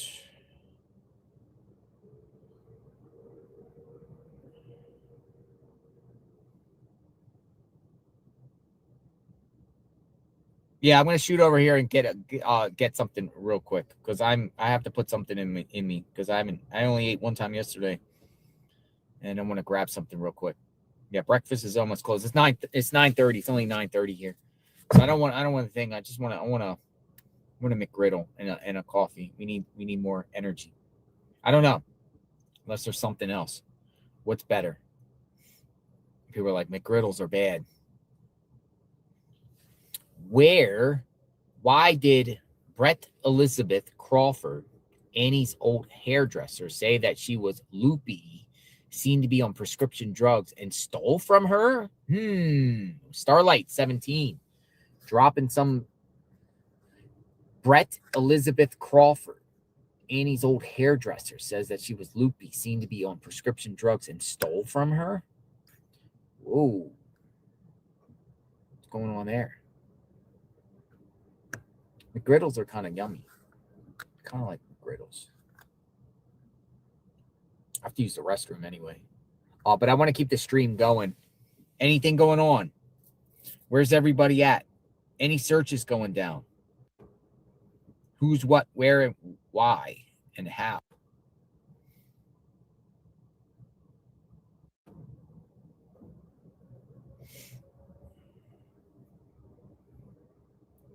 Juan texted me back. Remember Juan from yesterday? I think Juan had a very good conversation. He texted me back and he's like, please give my number to the FBI and authorities. Juan, please give my number to the FBI and authorities. He's the engineer. Email is in the top chat. Now we're going to grab something real quick over here and we'll come back. We'll come back to the location here. Need something in the stomach. So we're good for the day. All right. Come on in. McGriddle time. At the stop sign, turn right onto Down Street. Where is Nancy? Tucson, Arizona. Seems like everyone's just going about their life in Tucson, right? Don't see any flyers or anything in Tucson on Nancy at all. Matter of fact, I don't even see any flyers out here except one small location on River Road in Campbell. At the next stop sign, turn left.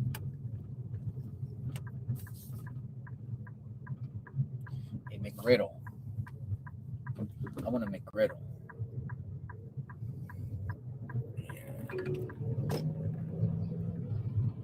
In 300 feet, turn right onto West Leicester Street.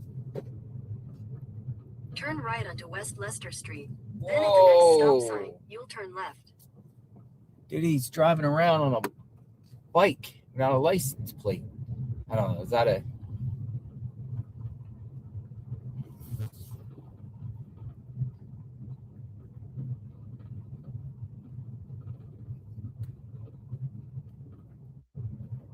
It looks like a dirt bike.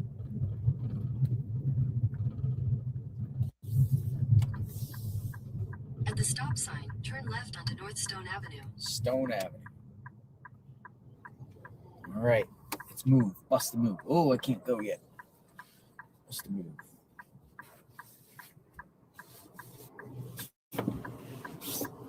Desert barricades. All right. We're on the move. We're going to McGriddle.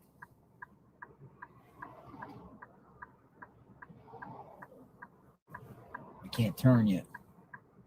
There he goes. He's going. I can't turn yet. Too many cars.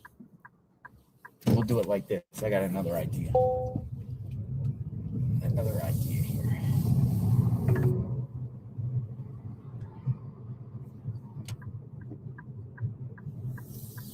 Make a U-turn.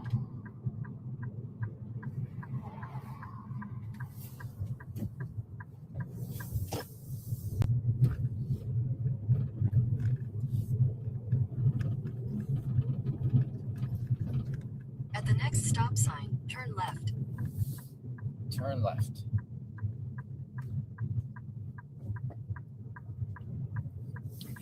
McGriddle. I want a McGriddle.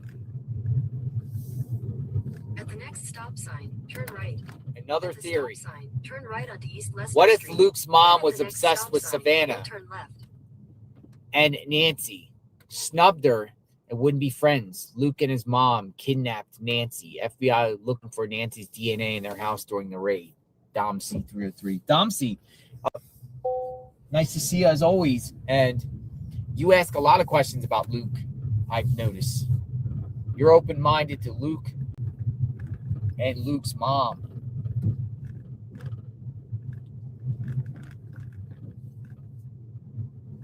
At the stop sign, turn left onto North 6th Avenue. Some people in the chat feel like it's weird that Luke shaved and just has that same eyes, those same eyes as the perp. Same eyes as the perp.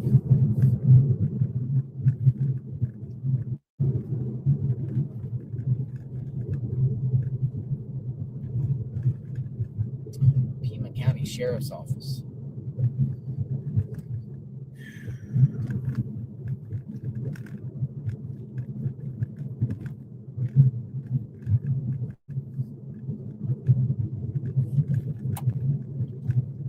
Ba-ba-ba-ba. What happened to Nancy?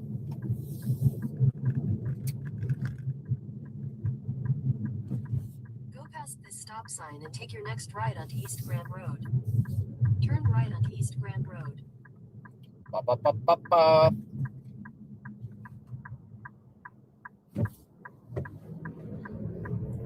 It's up here somewhere. Yep, it's up here.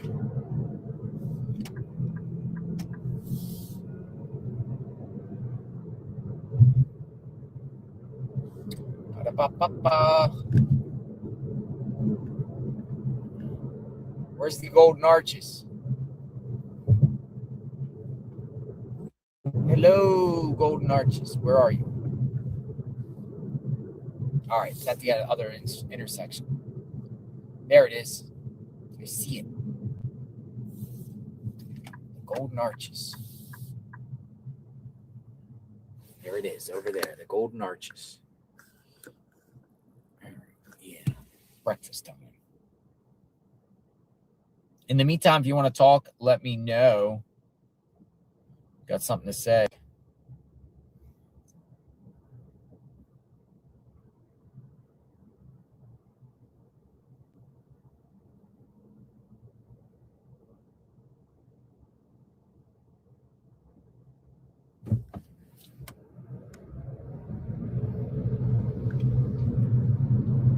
Gigi wants to speak again. Gigi Escobar. All right, Gigi Escobar. We spoke the other day. You want to speak 600 again? feet, make a U-turn. I'll bring it back on.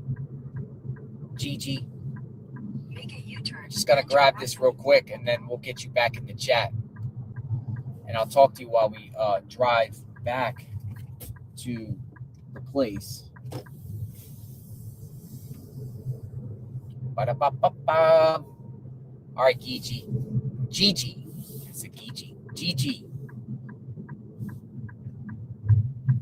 After Black Rock Coffee Bar, turn right into the parking lot. Black Rock Coffee Bar. Wasn't that interesting? Black Rock Coffee Bar. Ah.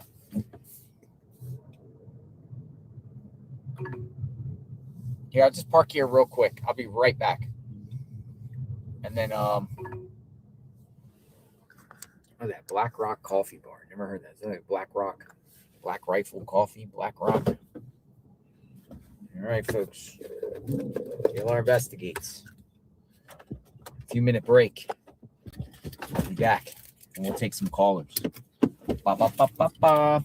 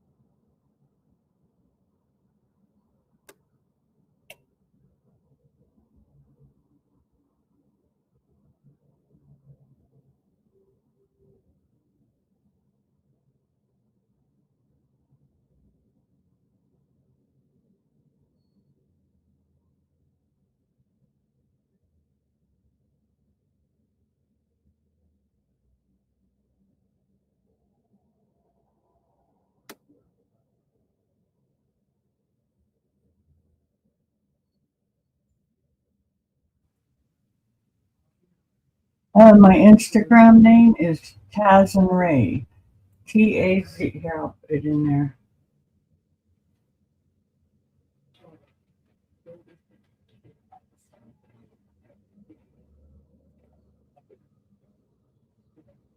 That's my Instagram.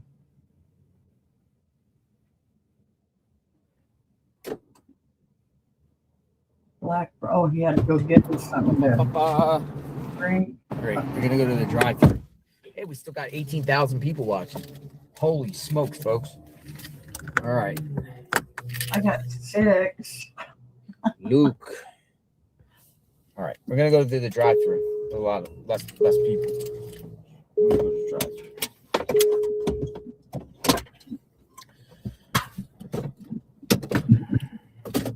Da-da-da-da-da. All right. Go in here.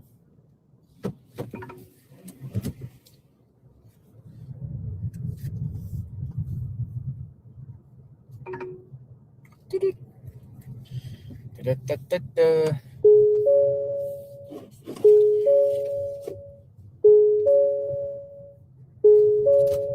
Seatbelt on.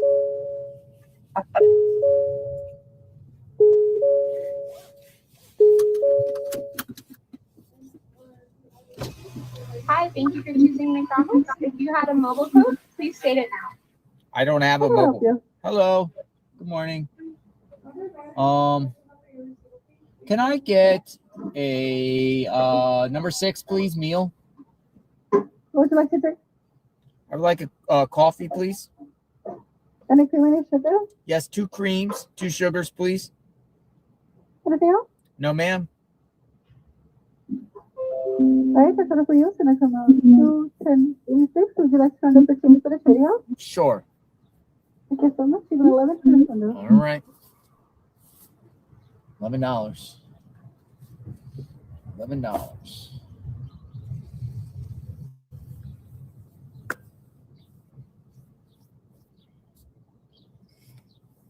So it's wild. Some communities things are more than others.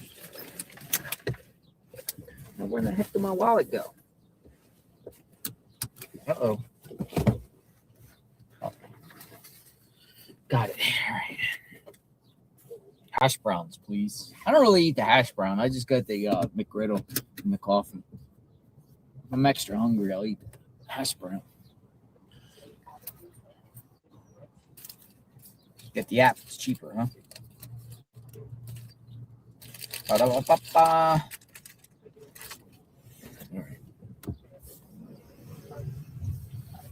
I'm missing getting breakfast. $11. Okay, she's gonna bark again. I just heard the car All door. right, we're gonna go back to KVOA. We'll take some calls. No, I'm good. Thank you. Have a blessed day.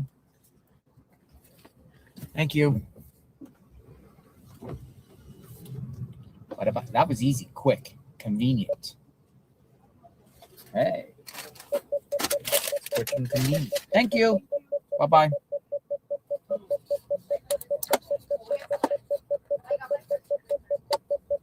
Quick. Dude, that came in like less than 2 minutes from ordering. Like that was like boom, boom. No wait. All right, so I'll give them an A for that. How quick was it from the time we ordered they had the bag ready upon entering the door, the window. Somebody said it's not fresh. Right onto East Grand Road. Yeah, I know, it's fresh. Wow. Delicious.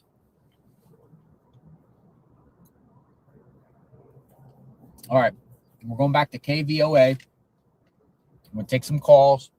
We're keeping the feed going. We're talking about Nancy, talking about the latest. That's why we're here. I want to hear from all of you, respectfully. In a quarter mile, take a slight left toward North 6th Avenue. Will do.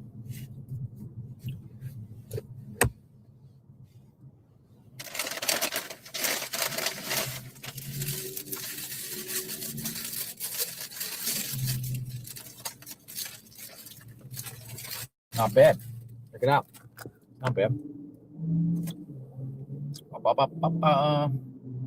Not bad. Tastes fresh to me. It came up fresh. It's hot. It's hot. Good. Delicious.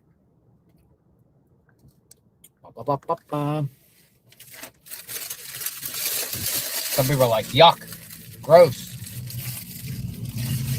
It's pretty good. And then we'll head over to Nancy's in a bit. But nothing is going on there, I don't believe. Nothing. Where's Nancy Guthrie? Got all this area of Tucson, desert, outside of Tucson, nothing but remoteness between communities. 100 miles to the south. Take a slight left toward North 6th Avenue. Then you'll take your first left onto North 6th Avenue. All right, North 6th Avenue. Turn left onto North 6th Avenue. All right, North 6th Avenue.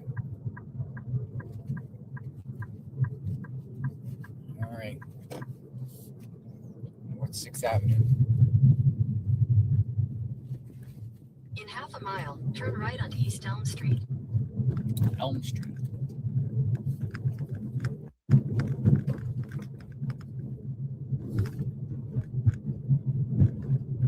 McDonald's wasn't far from the banner.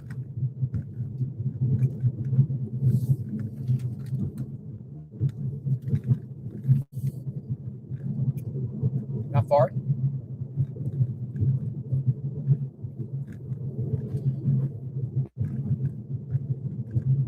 Tucson.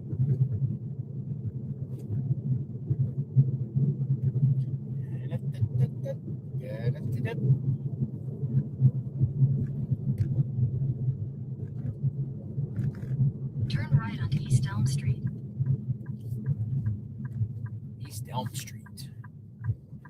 Wasn't far at all. Look at the helicopter.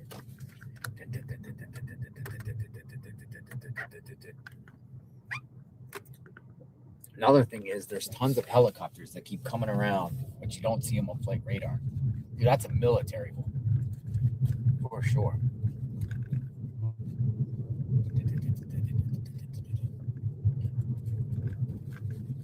We're looking for the sniffer. Super sniffer.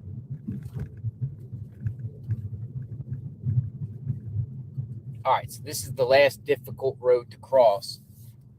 And it's going to be difficult because there's so many cars coming from all angles.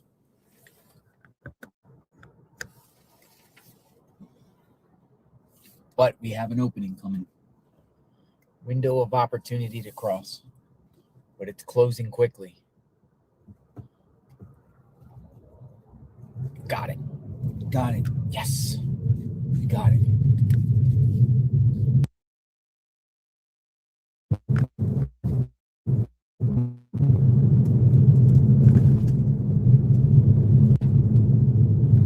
Elm Street. A nightmare on Elm Street.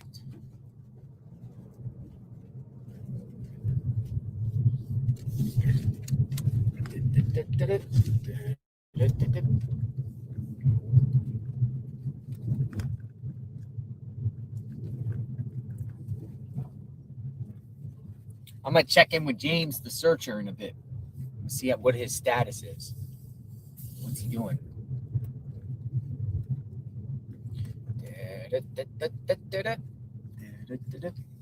Oh, look at that. Oh, my goodness. There's a doggy walking around by itself.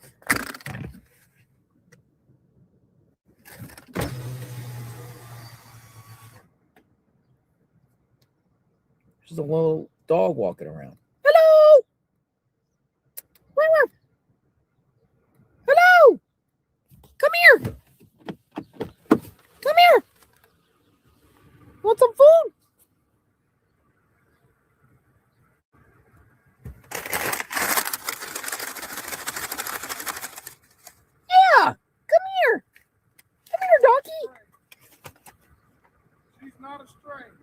Oh, not a stray.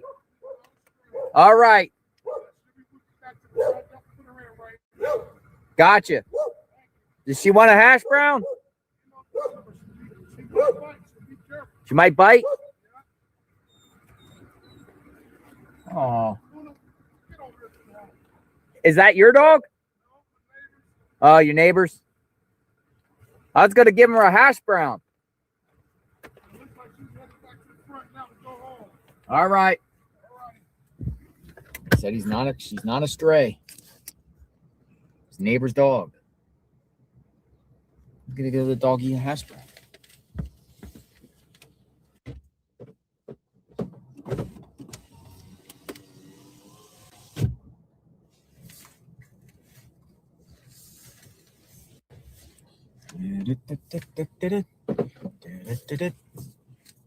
Probably thought I was taking the dog. He's like, that's the neighbor's dog. It's not a stray.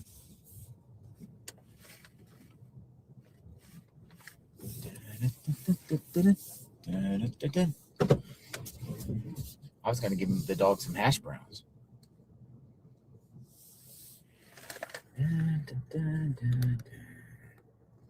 So it might bite. All right. Let's take a caller. We have a caller that we spoke to the other day. Gigi Escobar wants to talk. All right, Gigi. I enjoyed talking to you the other day, Sue. You can come back.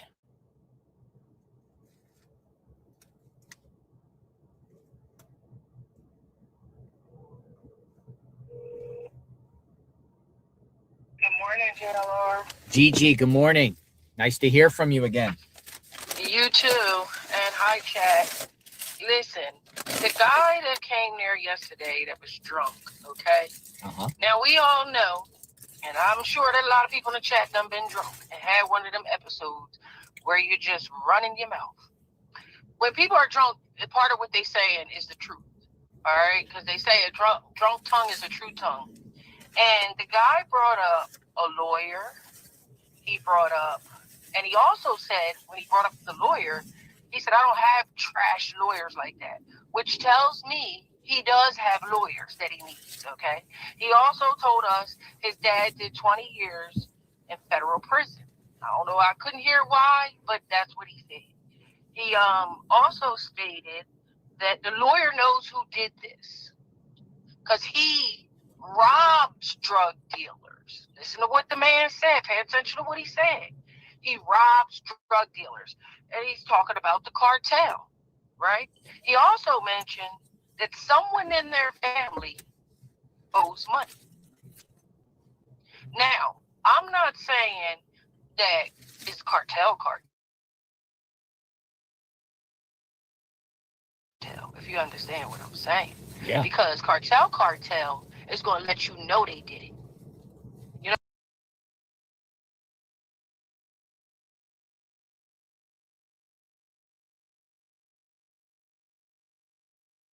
know what I mean? Mm-hmm. They don't do stuff and they just be like, oh, well, we just kidnapped the lady. We don't got no money, no nothing. That's not how they move. But I am saying that I don't think that the feds and the police are looking at low-level street crime.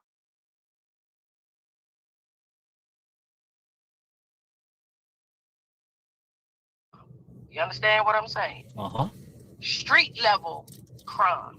Because I'm gonna tell you, where I come from up here up north, they take bodies over decades in the street. They do. They do? Oh, absolutely. They do.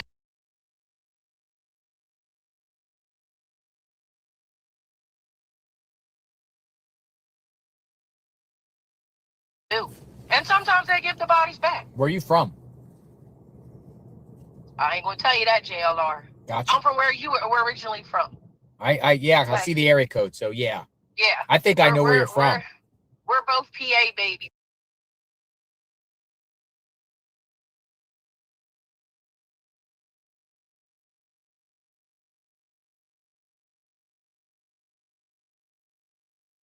Let's put it that way.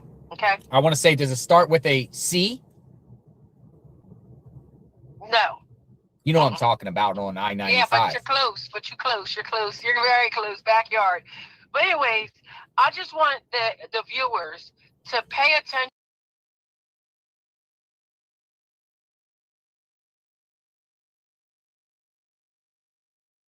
to go back and listen to what that man said, because something in what he said is true. Now, he also stated that he has a vendetta against this man. Okay.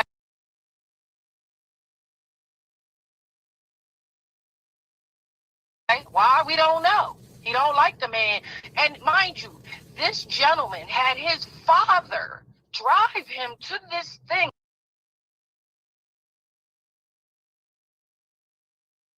So he was really looking for Brian Enton to get on the news with. He said Brian Guthrie. But he said Brian Guthrie because he's drunk. Okay? Yeah. But his dad drove him here to get on camera, man.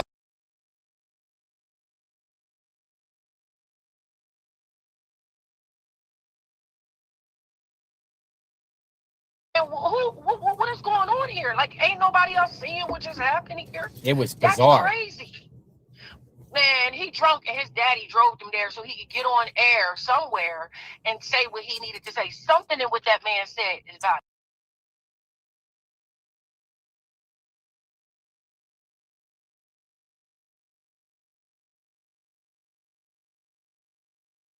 And we're going to see that later on. Now, also, the reward, it's telling that nobody's going to claim it. Nobody's ever going to claim that unless it's just a regular person like you happenstance across some information or something like that. Mm-hmm. But nobody's going to ever do it.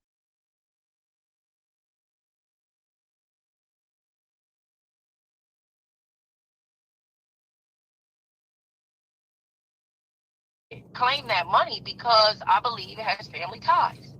You claim the money, you're going to get caught. And we all know that. That's hog duty, that they're going to just drop the money, $1 million in cash to a library. Now, let me tell you this. Savannah's no damn dumb.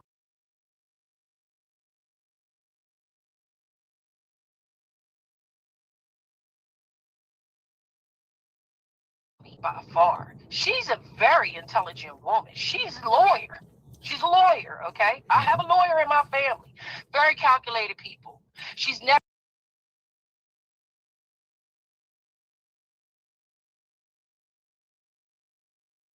going to get on any news public thing and show that she has animosity toward her sister or her brother, even if she really does. Really?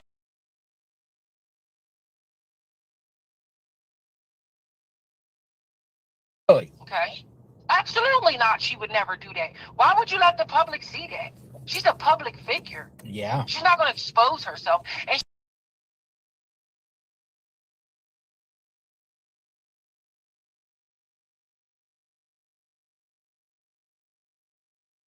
she's very smart. She let the police do what they had to do or was going to try to do. She let the feds do what they were trying to do. And then she did her own thing and put the money out there herself.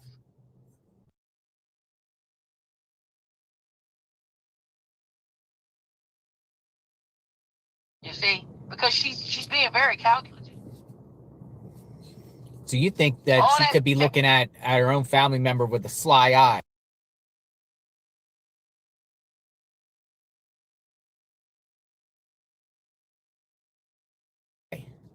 Yeah, she put that money up because she wants to see if somebody gonna come get that money. They not gonna just drop no $1 million at a McDonald's and then walk away. And then you really believe that?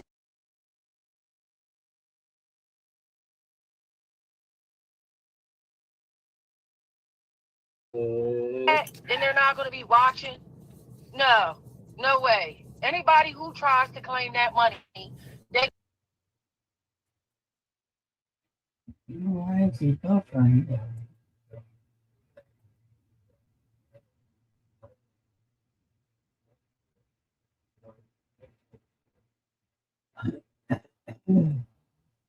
Yeah, that's him buffering. Gonna be on their behind, trust me. Okay? But I just want everybody to realize this Savannah is no dummy. Okay, she worked for all these crime channels and stuff. She worked on cases. She sit in courtrooms. She knows the deal. Okay, so if it is whatever she feels really in her heart about how this is going to play out, who she believes is involved or ain't involved, she's never going to expose that. She's always going to be camera ready and do what she's supposed to do and support her sister to the public. That's what she's going to do. But if you notice, she did a switch.